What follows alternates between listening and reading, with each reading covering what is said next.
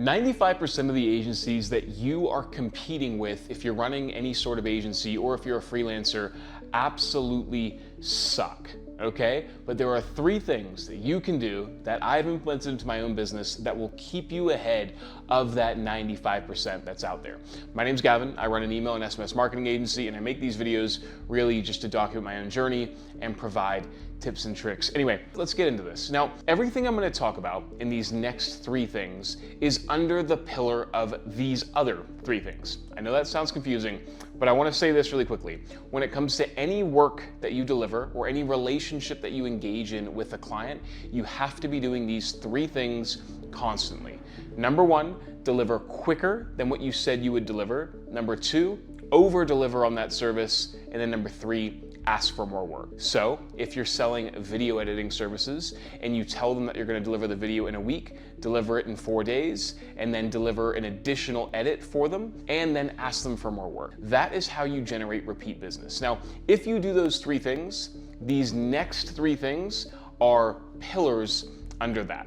Number 1, and this is something I see so many businesses mess up on, right? They focus on their sales process, but the moment the client closes, their onboarding process absolutely sucks. Really quickly, sorry to interrupt the video. I just wanted to tell you something really cool that we've started doing with Inbox. I've actually created a school community where I teach you anything and everything I know about email and SMS marketing, from really advanced campaign strategies to how to simply set up your Klaviyo account, all the way to building really cool automations for the back end of your e-commerce store. Whether you're a business owner trying to learn how to do email marketing or an email marketer trying to learn how to become a better email marketer, there is a link in the description to this school community where I teach you everything I know.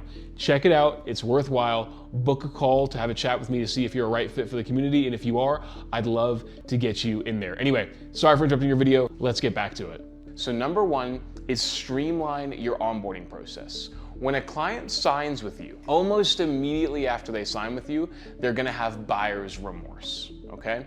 And when they sign, they're instantly looking, I think, at least in my experience, for signs that perhaps the investment that they made in you through the use of engaging your agency was a bad decision, right? They have that buyer's remorse and they're actively looking for things to be like, God, I shouldn't have done this. Does this guy know what he's doing? So on and so forth. So it's so important to streamline your onboarding process when you get a new client. First thing they do when they say yes is immediately send them a contract and then clearly bullet point the next steps of what it's gonna look like working with you, the time frames that it's gonna look like. You wanna keep in mind to really just try and deliver quicker than what you say you would, but have your timelines very clearly outlined and make it super easy for the client to understand what you're going to be doing for them in exchange for the money they paid them. I've worked with so many other agencies to help my own business, and I'm telling you, immediately after signing with them, I'm looking for reasons or cracks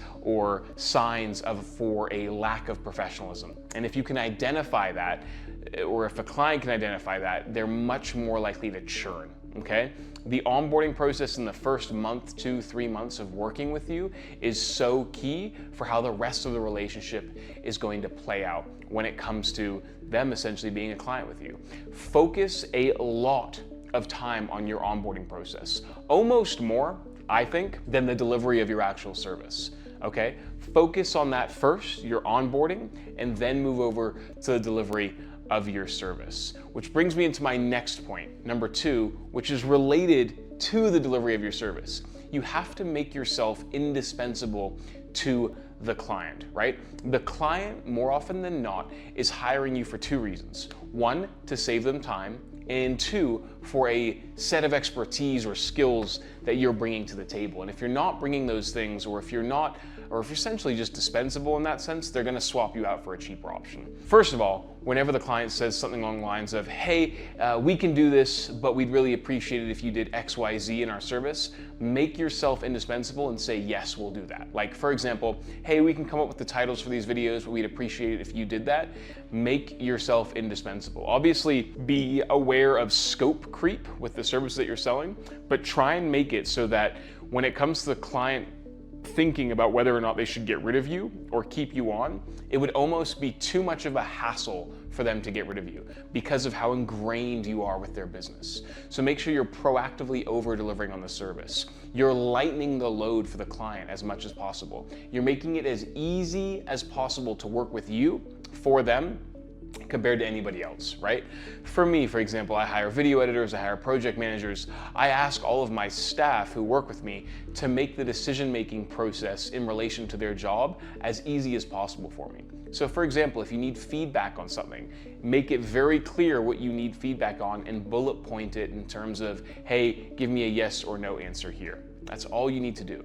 Make yourself indispensable and gradually just try and own the space that you are working with in relation to the client. If you're a video editor, own the whole video editing process. When it comes to email marketing, for example, we own the space of email and the reporting process that we go through and the design process. We try and make it as easy as possible, and we try to create a barrier in which it would be too hard for the client to kind of come in on our work and therefore get rid of us. You're trying to be sticky, okay? And that's largely gonna come up to you, whoever's watching this video, how you're gonna be indispensable, but that is how we've managed to stick and maintain our retention for so long with a lot of our clients. Number 3, this is the final point, but I see so many businesses miss out on this, is highlight your value.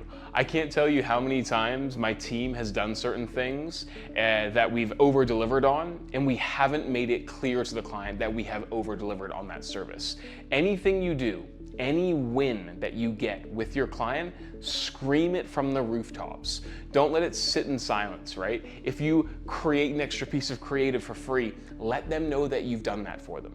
If you are over-delivering, express to the client that you are over-delivering. They will not know unless you tell them, okay? So if you get great results, highlight that to the client.